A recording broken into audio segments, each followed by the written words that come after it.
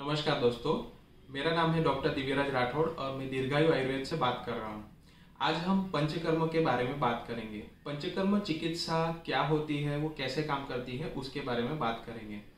आपने नोटिस किया होगा कि आजकल काफ़ी आयुर्वेद प्रैक्टिशनर्स पंचकर्म चिकित्सा को बहुत प्राधान्य देते हैं। जैसे वो हमेशा पेशेंट को बोलते हैं कि आपको पहले पंचकर्म करवाना पड़ेगा। तो क्यों? पंचकर्म क्या होता है? पंचकर्म एक डिटॉक्सिफिकेशन प्रोसीजर रहती है जिसमें 5 टाइप्स ऑफ प्रोसीजर रहती है: वमन, विरेचन, बस्ती, नस्य, रक्त मोक्षण। ये 5 टाइप्स ऑफ प्रोसीजर क्यों जरूरी है, वो क्यों करवाना चाहिए? वो हेल्दी इंडिविजुअल को भी कराना चाहिए कि सिर्फ हमें जब भी कोई तकलीफ होती है तभी करवाना चाहिए? ऐसे काफी बेसिक क्वेश्चन है जिसके बारे में मैं आपको आज बहुत ही शॉर्ट में बताता हूँ। अब पंचकर्म में होता क्या है कि जैसे कि टॉक्सिन्स निकालने की प्रक्रिया रहती है, वो तो क्यों निकालना है? जैसे कि हम अपने घर को दिवाली या नया साल के में हम घर को क्लीन करते हैं। क्यों घर को क्लीन करते हैं? हर रोज तो कचरा पोछा साफ तो होता है, तो क्योंकि हमें पता है कि घर के हर कोनों में कुछ न कुछ गंदगियां होती ही है, तो हम साल में एक बार उसको क्लीन करते हैं। तो जैसे बॉडी में भी वात, पित्त, कफ और रक्त, ये 4 जो एलिमेंट है वो पूरे बॉडी को चलाता है, पूरे फंक्शंस वो मैनेज करता है। तो जब वात बढ़ जाएगा, पित्त बढ़ जाएगा या कफ बढ़ेगा, वो बढ़ने ही वाला है। तो जब उसको नहीं क्लीन करेंगे तो वो बाद में धीरे धीरे नए डिसीज के स्वरूप में शरीर में आ जाता है। जैसे किसी को पित्त बढ़ता रहता है तो 1-2 साल सिर्फ उसे पेट में जलन होगी, पर धीरे धीरे फिर पित्त ऊपर आएगा तो माइग्रेन में कन्वर्ट हो जाएगा। कभी कभी फिर उसको जब वॉमिट हो जाएगी तो उसको रिलैक्स लगेगा। तो यानी बॉडी खुद पित्त को निकाल फेंकता है तो अपने को अच्छा लगता है। तो वैसी कंडीशन में जब हम वमन चिकित्सा करवाते हैं, जो मेडिकेटेड वॉमिटिंग है, तो उससे पित्त हमेशा के लिए निकल जाता है। और उसके बाद कुछ रसायन चिकित्सा देते हैं जिससे पित्त बार बार ना बढ़े। अब पित्त प्रकृति वालों को पित्त के जैसे लिपिड प्रोफाइल बढ़ जाता है, यूरिक एसिड बढ़ जाएगा। पित्त प्रकृति वाले को सोरियासिस हो सकता है, ज्यादा खट्टा खाने से एलर्जी हो सकती है, अर्टिकेरिया हो सकता है।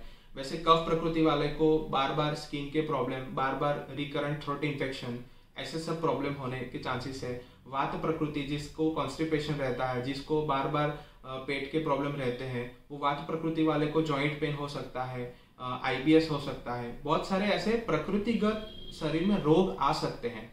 तो वैसे रोगों से बचने के लिए प्रिवेंशन के तरीके से भी पंचकर्म करवाना चाहिए। और पंचकर्म बहुत कम टाइमिंग लेता है। हमें काफी लोगों को ये पता है कि जैसे पंचकर्म करवाने के लिए बहुत टाइम चाहिए, हमारे पास टाइम नहीं है। तो पंचकर्म के लिए जैसे वमन के लिए है, उसके लिए सिर्फ 10 से 15 दिन का टाइम देना पड़ता है। उसमें भी सेंटर पे सिर्फ 2 या 3 दिन आना पड़ता है, बाकी सब प्रोसीजर घर पे ही होती है। विरेचन चिकित्सा के लिए भी सेंटर पे सिर्फ 2 से 3 दिन के लिए आना पड़ता है। बस्ती चिकित्सा जो एनिमा देते हैं, जो 7 डेज का बेसिक प्रोटोकॉल होता है, जिससे इंटेस्टाइन डेली क्लीन होता है। एनिमा जिसमें मेडिकेटेड ऑयल यूज होता है, मेडिकेटेड काढ़ा यूज होता है, जिससे वायु ठीक होता है। जब वात ठीक हो जाएगा तो सारे जॉइंट पेन या बाकी के दूसरे भी वायु के प्रॉब्लम है वो सॉल्व हो जाएंगे। नस्य चिकित्सा है, तो नस्य चिकित्सा से ये साइनस के प्रॉब्लम है, अपर रेस्पिरेटरी ट्रैक के प्रॉब्लम है या सर्वाइकल स्पॉन्डिलाइटिस है, वो सब में मैजिकल आपको रिजल्ट देखने को मिलता है। तो नस्य भी 5 या 7 दिन का प्रोसीजर रहता है।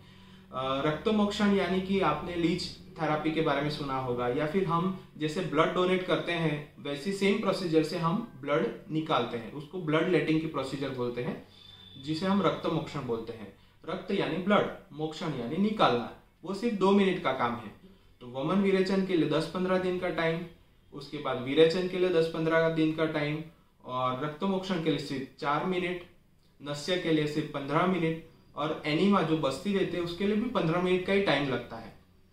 तो बेसिकली ये बहुत कम टाइम कंज्यूम करने वाले ट्रीटमेंट्स है और उसके रिजल्ट्स मैजिकल रहते हैं। जॉइंट पेन में या बार बार ये स्किन के डिसऑर्डर होने में, जब विरेचन रक्त मोक्षण का एक कोर्स करेंगे तो ही आपको तुरंत पता चल जाएगा कि अब आपके स्किन के टेक्सचर में उसके उस ग्लो आता है फेस पे। वमन करवाने के बाद पेशेंट के फेस पे ग्लो आता है, बहुत सारे चेंजेस देखने को मिलता है, वेट लॉस होता है, और बाद में हम रसायन चिकित्सा देते हैं तो वापस बॉडी की स्ट्रेंथ काफी अच्छी हो जाती है। तो पंचकर्म यानी डिटॉक्सिफिकेशन, उसमें सिर्फ मसाज स्टीम नहीं होता। मसाज स्टीम तो करना ही पड़ता है, पर उसके बाद वमन करवाते हैं, मसाज स्टीम के बाद विरेचन करवाते हैं, मसाज स्टीम के बाद बस्ती देते हैं यानी एनिमा देते हैं, मसाज स्टीम के बाद नस्य देते हैं, मसाज स्टीम के बाद रक्त मोक्षण करते हैं। मतलब मसाज और स्टीम जो है वो प्री प्रोसीजर है, वो पंचकर्म नहीं है।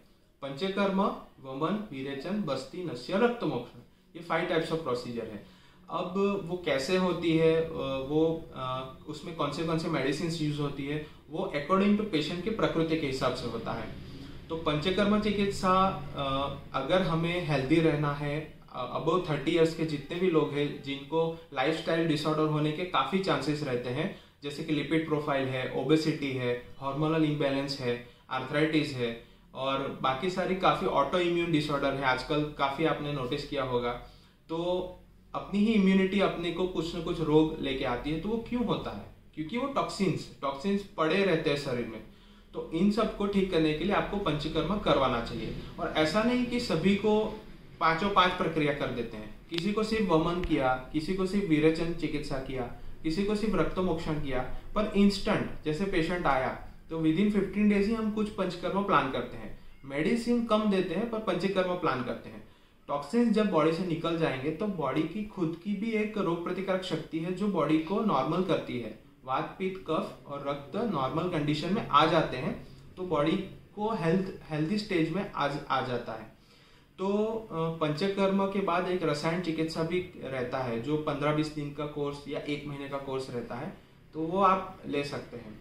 तो पंचकर्म के जो वमन, विरेचन, बस्ती, नस्य, रक्त मोक्षण है, इसके ऊपर स्पेसिफिक हम एक वीडियो बाद में भी बताएंगे। जैसे वमन के ऊपर एक वीडियो, विरेचन के ऊपर एक वीडियो, तो जिसमें आपको पता चलेगा कि वमन किस रोगों में काम होता है, विरेचन से किस रोगों में फायदा हो जाता है, रक्त मोक्षण से कौन से रोग में फायदा हो जाता है। तो अगर इस बारे में आपको अधिक जानकारी चाहिए पंचकर्म के बारे में, तो हमें आप ये नीचे बताए गए नंबर पे कॉल कर सकते हैं। धन्यवाद।